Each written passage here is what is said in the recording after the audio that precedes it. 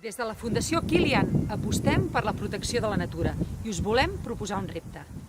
Us volem convidar a participar en el Dia de Protecció per la Natura, que serà el proper 15 d'octubre. I què hem de fer? En què consisteix això? Doncs caldrà que vosaltres formeu el vostre equip de persones, un equip de persones que és lliure, podreu triar les persones que vulgueu.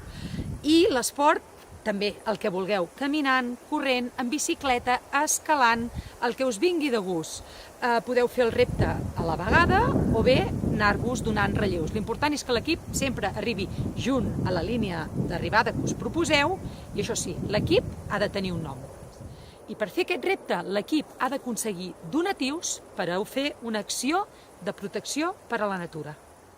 I aquí us deixem l'enllaç per fer aquestes aportacions. Aquest enllaç estarà operatiu a partir del dia 15 d'octubre, que és el dia de protecció a la nostra natura.